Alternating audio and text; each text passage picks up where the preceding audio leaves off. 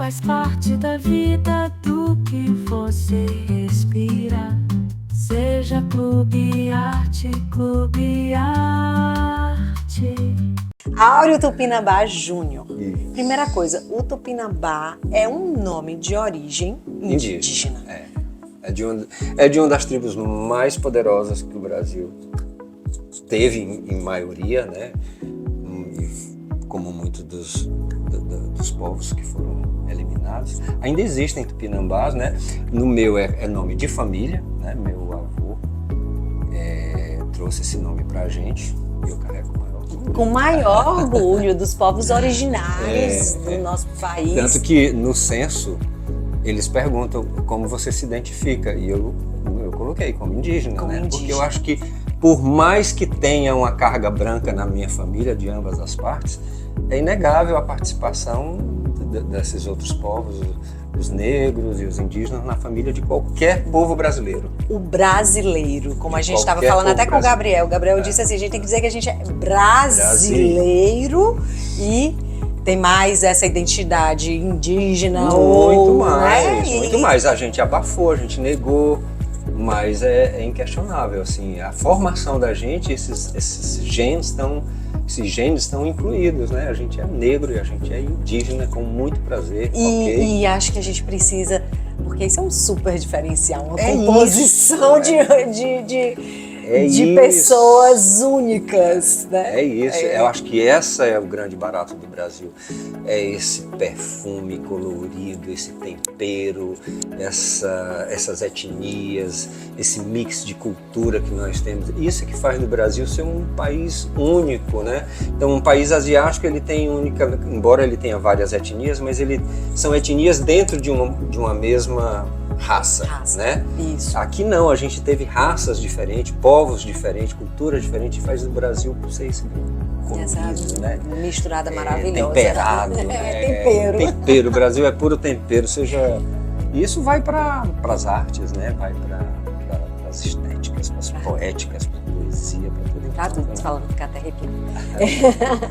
Áureo, aqui no Espaço das Brasilianas, você foi um grande convidado, assim, uma peça muito importante para que a gente conseguisse conectar o espaço à história do Piauí, né? Então a tua presença marcante com este boi, essa carranca, que ela é muito curiosa. A gente ter colocado ela contando a história do Piauí, né? E trazendo até para as pessoas se aproximarem. Sim. Eu senti por parte de algumas pessoas uma certa rejeição, porque é um animal morto, né? Que foi sacrificado. Eu nem sei como defender isso, né? Porque isso faz parte da minha família, da minha vida desde criança. Eu sou neto de vaqueiro. Meu avô começou como vaqueiro. Meu pai teve fazenda.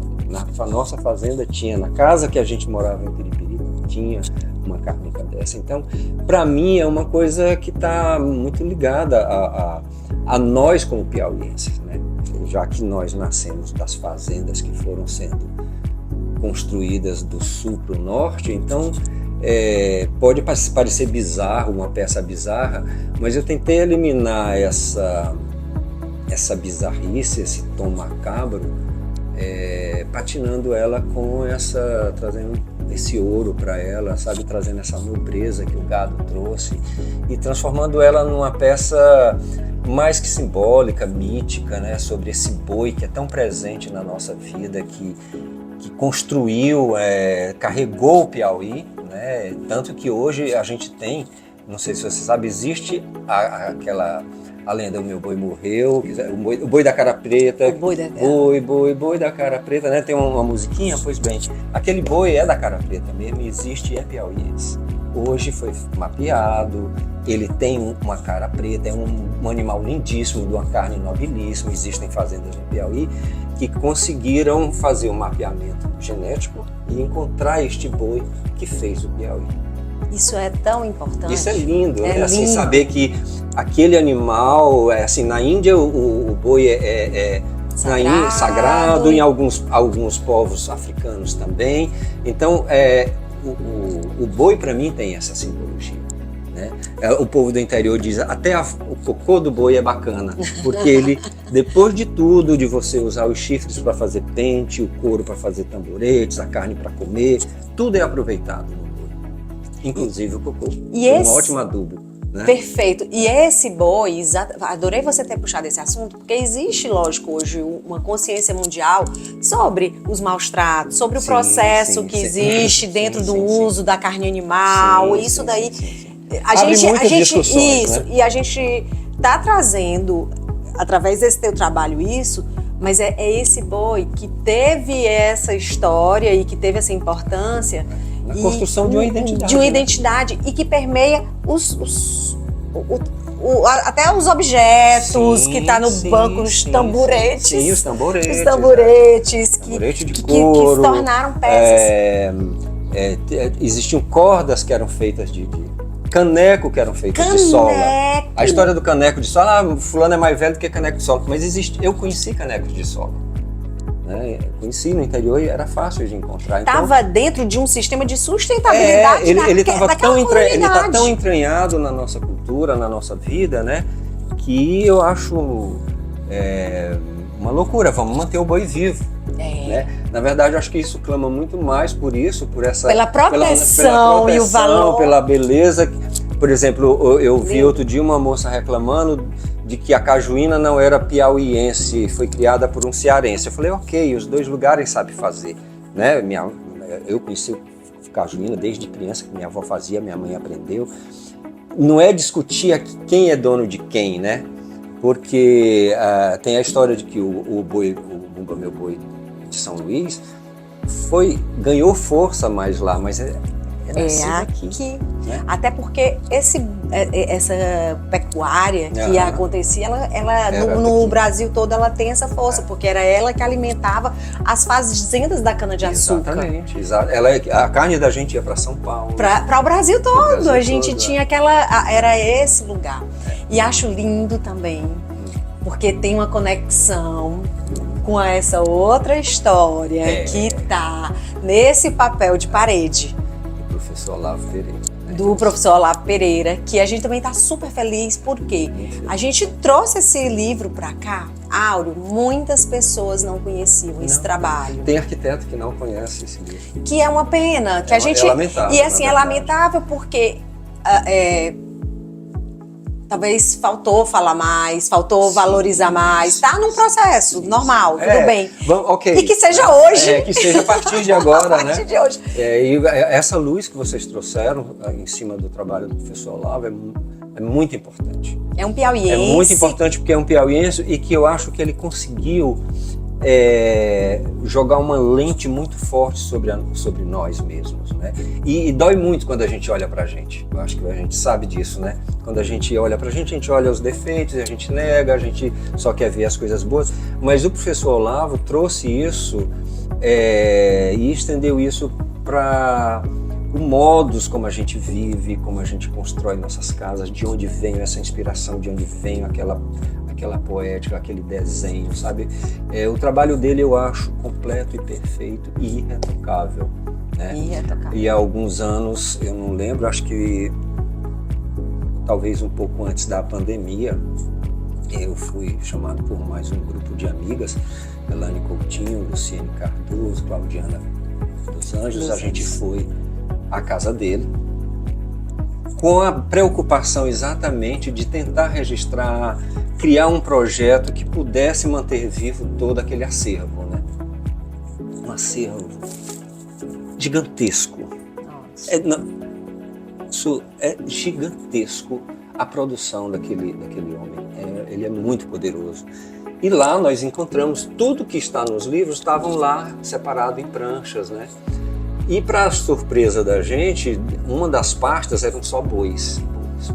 Bois feitos com caneta Bic, bois feitos quando ele era muito jovem, mas muito jovem, nem pensava em entrar na arquitetura. Aí veio nanquim, veio aquarela, veio óleo, enfim, tem boi de todo jeito que você imaginar, de todas as fases de vida dele, né? E a gente ficou uma tarde inteira junto com a Fátima, que também está aqui no espaço de vocês, fotografando, conversando, ouvindo ele, né? E isso marcou muito. Essa presença, né, e dessa conexão que existe nesse trabalho. Ele, antes de tudo, o boi já habitava aquele homem. Ele é um boi.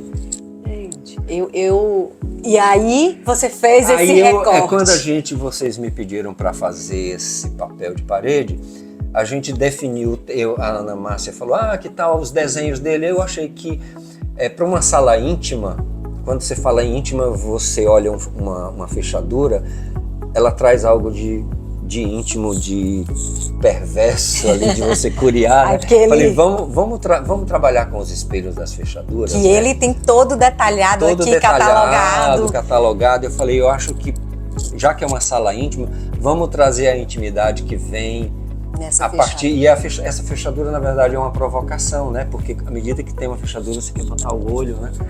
E foi o meu pensamento para a sala de vocês. Então, eu reproduzi os desenhos dele numa escala macro, né? Dentro de uma cartela de cor combinada com vocês, brasilianas, e achei pertinente botar a abertura da fechadura em um deles apenas, com essa mensagenzinha, né? Que é uma quadrinha de uma canção popular nossa, perdida no tempo já, ninguém tem autoria, mas que reafirma a presença desse homem no meio da gente, reafirma esse banho de cultura que vocês trouxeram para o espaço de vocês, né? Tudo aqui está muito fortemente embasado, muito bem colocado. Isso eu acho incrível, sabe? É como você, no início da nossa conversa, disse, esse aqui eu tenho vontade de ficar aqui. Esses espaços, essas conexões se estabelecem a partir dessa afetividade, dessa comunicação que os objetos e que o desenho provoca, né? Provoca. Ali, quando a gente se aproxima, tem um trecho, né? O meu morreu, que será de mim? Manda buscar outro maninha lá no Piauí. Era o boi do Piauí. O boi do Piauí. Porque era o boi. E aí, aqui fala de um tempo da nossa origem, do processo de povoamento do Piauí. E aí vem a história que a gente é do interior. O piauiense é do interior. E ele nega isso. Isso é muito vergonhoso. Mas é o maior valor que a gente tem, né? As nossas raízes mais profundas.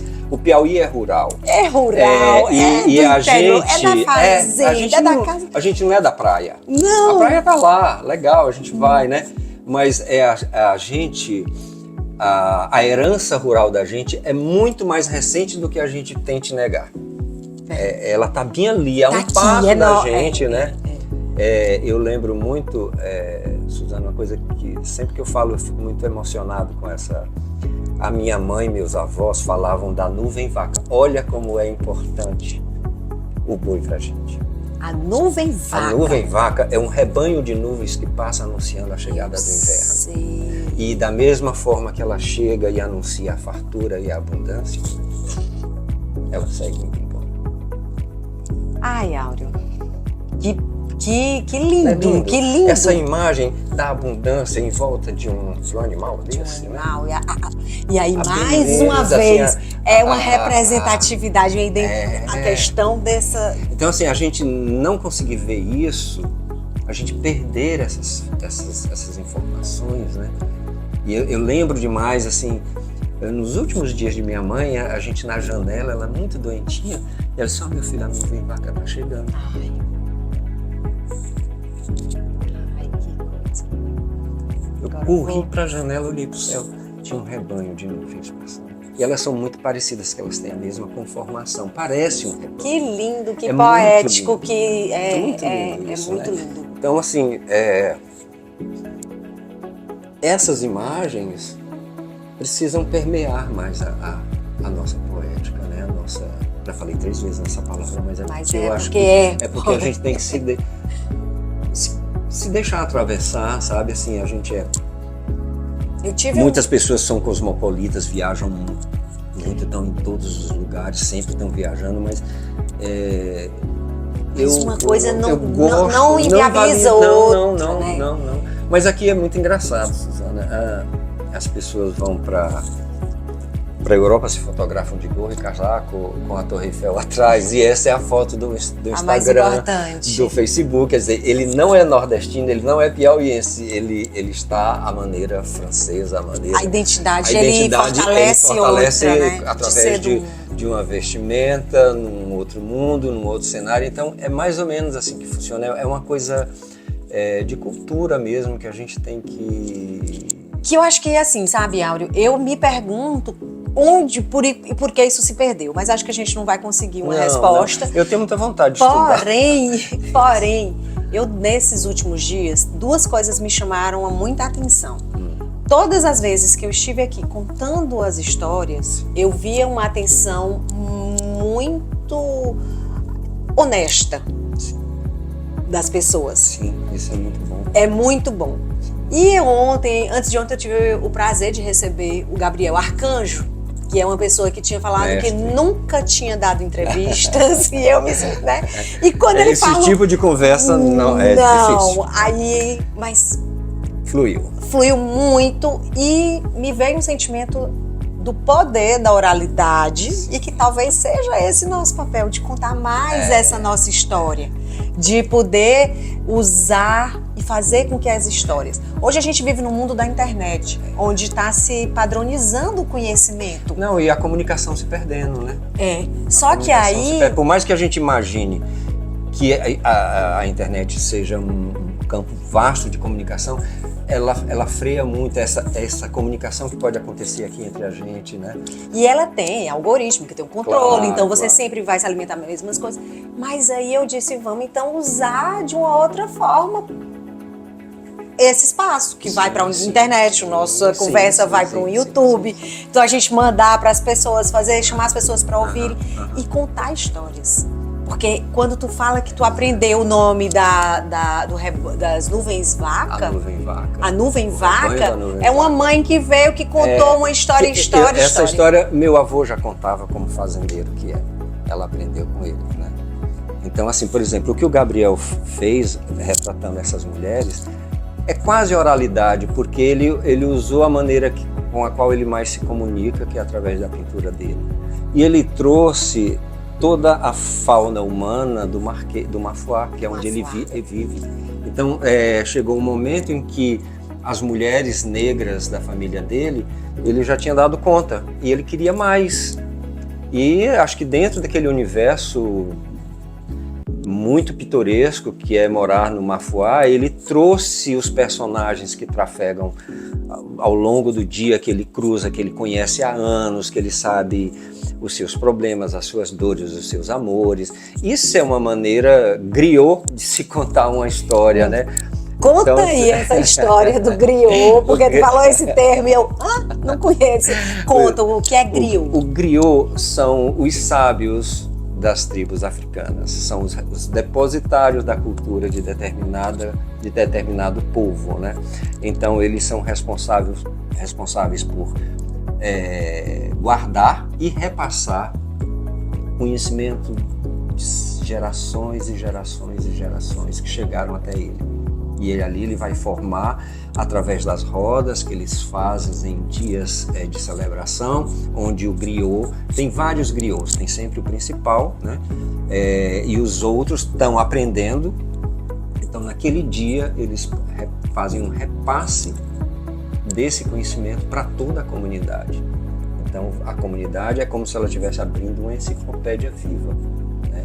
Que está passando para elas. E a gente tem isso, né? A gente veio de lá.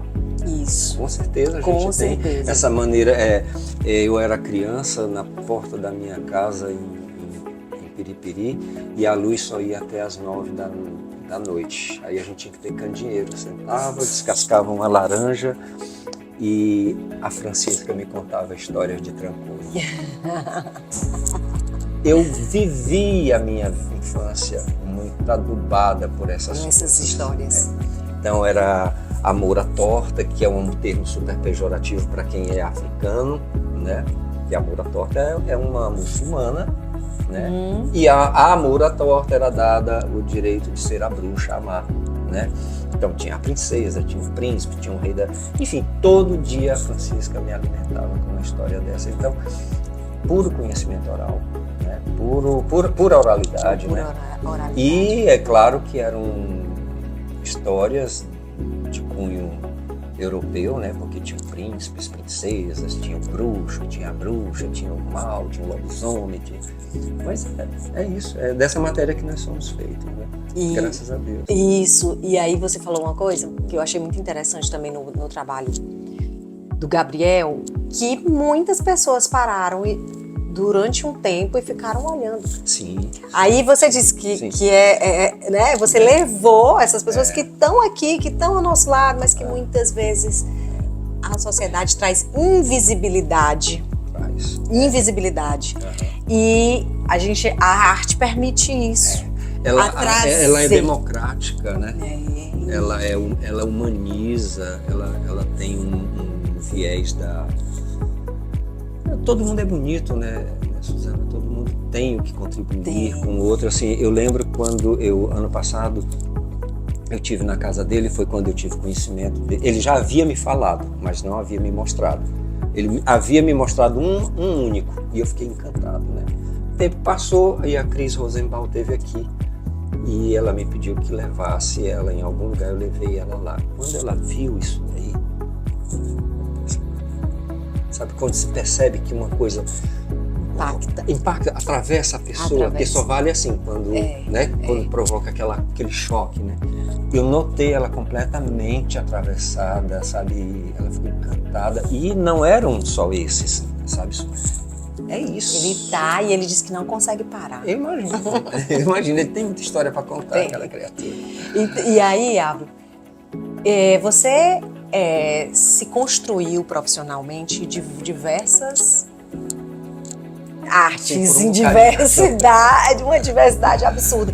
E eu queria que tu contasse um pouco, né, sobre essa tua construção profissional, ou que tu representa, porque você é arquiteto, é artista, é designer. Tu é músico? Não. Eu morro de inveja. Porque... Eu acho que ainda vai chegar. E muitas habilidades, né? E você se expressa de várias formas. Como é que hoje o Áureo se define? E como é que foi essa construção, Áureo? Onde é que tu se percebeu? Em que momento da tua história de criança? Porque eu acho que a gente se percebe muito lá na essência, na infância. E foi na essência mesmo. Né? Foi a essência lá. Você acredita que tem eu tenho lido algumas coisas, e que tem uma parte da educação que define que não é cedo demais quando se chega aos 18 anos para se definir. As pessoas dizem, é cedo demais. Não, é errado, porque elas querem fazer com que as pessoas decidam lá 18 anos a sua profissão, que ela vai ser pro resto da vida. Que a educação tem que ser cada dia mais sensível para que as pessoas se identifiquem na infância, a partir da infância que ela consiga se conectar com essa história. Com alguma coisa que construa o caminho dela.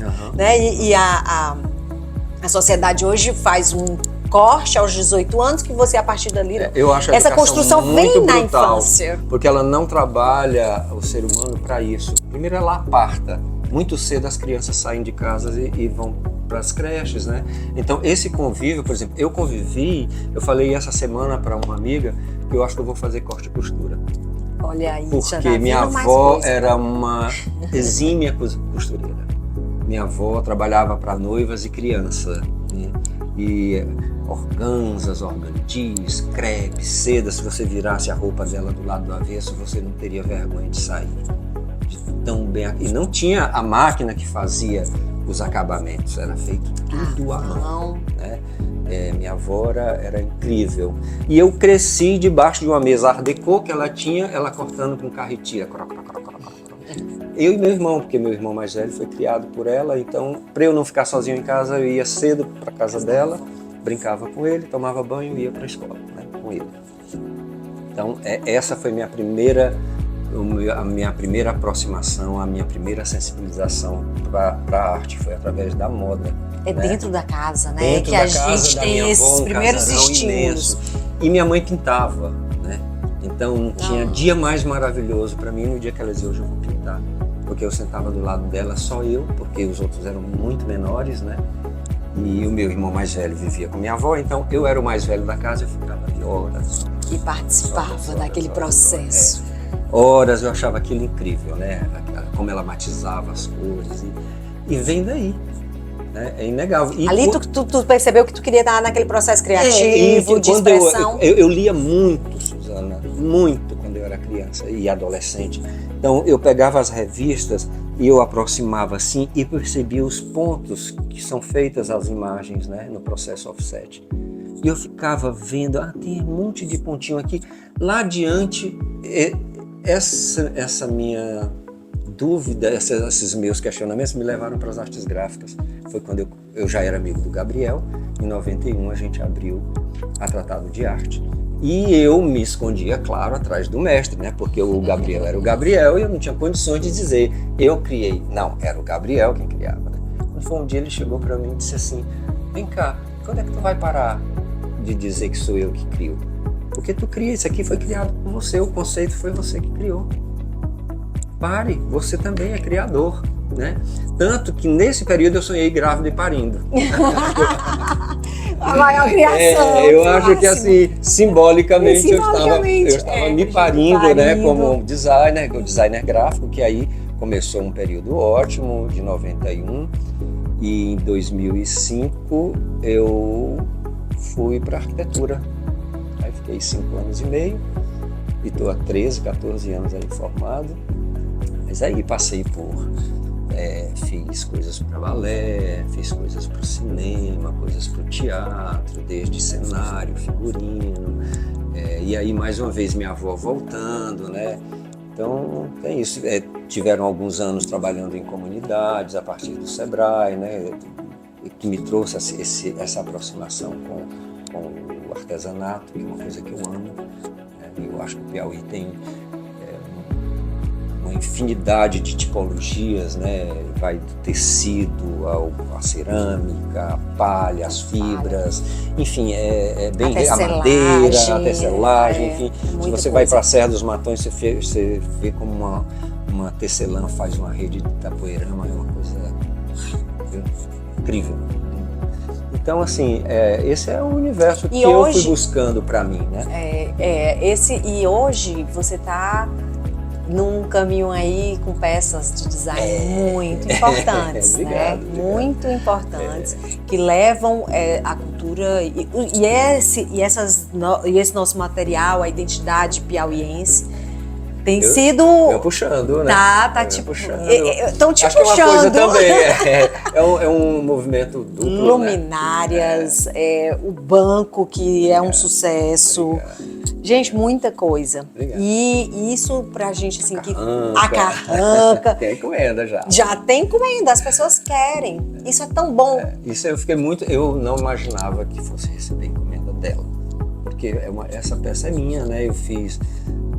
uma amiga que é arquiteta também, estagiou comigo, ela me deu a carranca que eu disse que tinha muita vontade de ter, porque a nossa tinha caído e quebrado, né, lá da fazenda, e meu pai não está mais vivo para providenciar isso, ela me deu uma, trouxe dentro de um saco. Eu falei, tá na hora dela nascer. E eu fiz pouco antes de vocês estarem aqui. Nossa, sorte.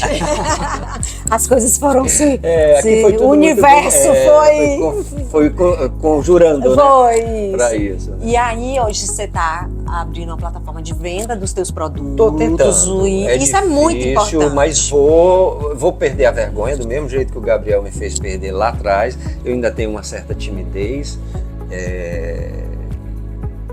Porque eu sei que tem pessoas que estão à frente há mais tempo e lutando. Mas os caminhos são assim. Mas é assim que a gente começa, né? E começa inclusive errando. Eu abri a Garapa, né? Isso, Garapa.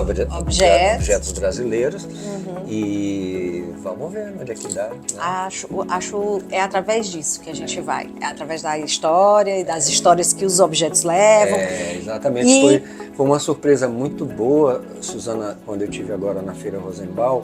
Eu apresentava os bancos que eram de cara, as pessoas ficavam assim, né? Assim, eu não estou falando porque são os meus, não, é porque era a reação delas. Eu sentia que elas amavam, né? Nossa, isso aqui tá lindo demais, isso aqui. Nossa, eu queria estar na minha casa não cabe, não sei o quê. Aí eu falava assim, e as luminárias são minhas também, que era um lustre que eu chamo de sertaneja, que é feito de zinco, o material mais ordinário, vamos dizer, dos metais. mas que é inspirado a base é como se fosse um chandelier, mas a memória afetiva é das lamparinas, né? Então, assim, eu digo que é um lustre armorial, porque ele tem uma forma clássica, mas inspirada no popular, né? E quando eu contava essa história, as pessoas ficavam impressionadas, elas brilhavam junto, sabe? Muito mais elas do que eu contando, e elas, nossa, que lindo. Aí vinham blogueiras de design, vinham e pediam para eu contar a história, pediam para me dar as fotos. Eu falei, olha, eu fiz para a capela que eu fiz para minha madrasta, né? E eu resolvi colocar lá porque sentia falta de alguma coisa. E assim, essa história era muito mais comprada do que a própria luminária. Porque as histórias são mais importantes do que que tudo. Né? Me diz uma coisa, Áureo, a Casa do Piauiense, o que você acha que traduz agora uma visão de arquiteto? E o que você propõe como arquiteto? A atual ou a antiga? A de hoje. A que você hoje propõe como um arquiteto. O que tem nessa casa? O que você acha que... Eu acho que o piauiense, ele tem algumas coisas. Ele se veste mal, no sentido não estético, mas não de acordo com o clima, se alimenta mal e não mora bem. Né? Porque as casas contam poucas histórias. Na verdade, quem se responsabiliza por contar essas histórias são os arquitetos e designers que são contratados. Ok, eles estão fazendo o trabalho deles. Mas eu acho que cabe a eles também permitir que essa contação de história seja mais autêntica, traduza mais quem vai morar, né? Porque senão eu estou criando um cenário onde as pessoas vão trafegar, subir a escada, descer lindamente de peñoar, sabe, essas coisas assim. Então, é difícil fazer essa crítica dentro de Teresina, que é uma cidade que você tem que se comportar de uma forma, você tem que ser bom moço. A Teresina não é aberta a críticas. E é muito difícil como arquiteto eu falar isso, e eu tô fora desse esquema, né? As casas que eu produzi até hoje elas têm um forte apelo à nossa cultura, à nossa materialidade, inclusive, e elas jamais estariam dentro de um grande condomínio, até porque eu tenho minhas reservas realmente também com relação a morar em condomínio. A gente compra a vida em condomínio. Eu acho que como um arquiteto e urbanista, eu acho que outros colegas também pensam assim, mas não externam porque precisam também dessa dinâmica, né? Essa dinâmica que mantém a gente vivo. Que é uma dinâmica que foge, né? Muitas vezes do controle, né? Foge. Aqui fugiu, eu acho. Isso. E assim, a rua, que era o espaço de encontro, espaço de troca, ela não existe mais em Teresina. E eu acho que é um grande desafio, talvez, para a cidade, essa rua voltar a ter a função não só de corredor de fluxo de entrega, de movimento, né? Não, a rua. Ela é um encontro. Essa semana aconteceu uma coisa muito engraçada. Eu fui a Piripiri e eu ia levar um documento, né? E a pessoa que ia me entregar o documento se negou a ir na minha casa à noite porque disse que não entra no centro à noite. Olha o nível onde nós chegamos. Aí eu falei, cara, eu moro no centro, eu ando no centro à noite. Sabe, assim, claro que talvez por conhecer bem, né? Mas assim, eu acho que chegou, nós desfizemos Teresina e muito desse desmanchar é responsabilidade dos arquitetos.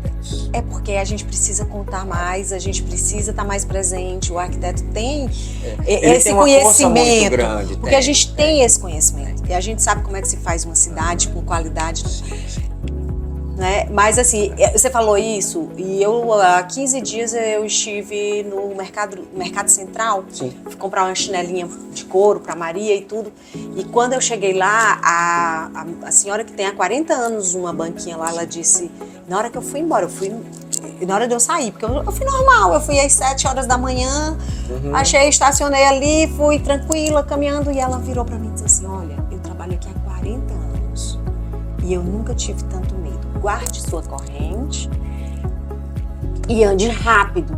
Era 7 e pouco da manhã. E eu fiquei triste, muito triste com aquilo, sabe? Isso aponta que a cidade se acabou. Ela não tá mais funcional. Não tá Ela mais não é funcional. mais Então, funcional. assim, quando eu fui morar no centro há quase 40 anos, né? Eu sentava à porta todos os dias. Com as amigas E você é do centro eu também, vivi né? o centro inteiro. Então, E eu ia à escola a pé, a gente brincava na rua. E não é um ali tinha uma relação. saudosismo, não. É porque existe nisso uma saúde.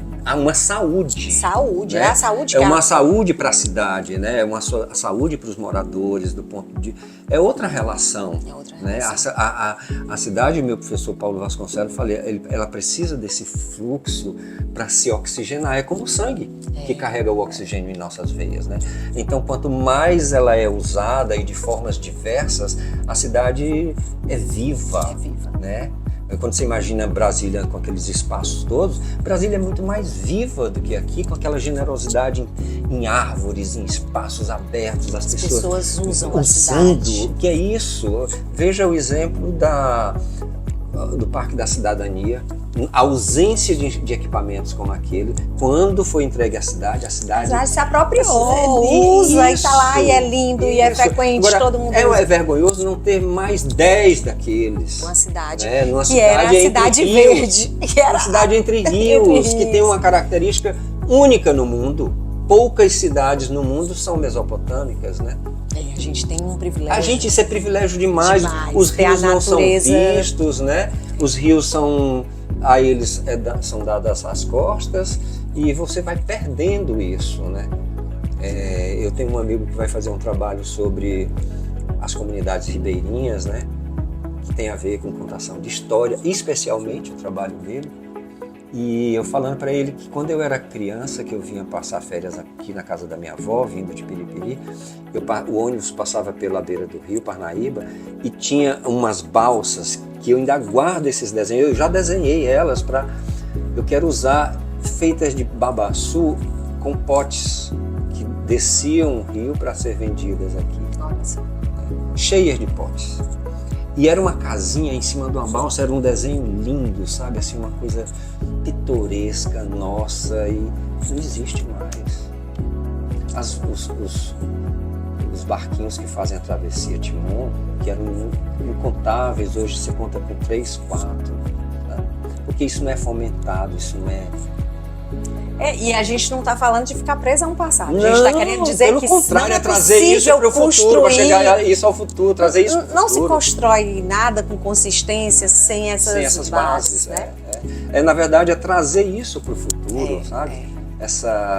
Eu usei muito aqueles barcos, porque eu não tinha carro, né? Como ainda hoje não tenho.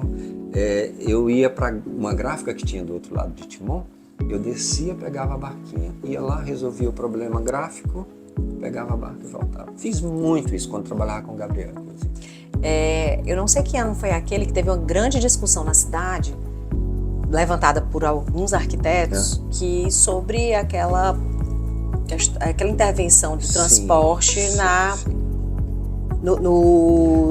Maranhão. Na Maranhão, Eu acho que eu nem tinha entrado na universidade, eu estava entrando, era muito tempo, então eu não tinha um conhecimento.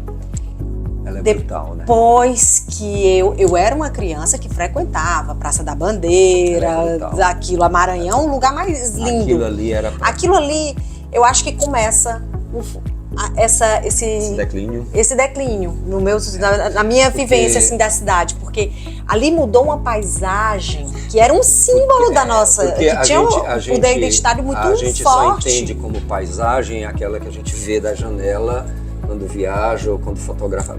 A paisagem urbana, ela é composta por tantas camadas que vai desde a arquitetura aos ofícios, né? Aquele cara que conserta a panela, que afia a faca, aquele que vende coisas, a própria paisagem natural que ali nós tínhamos.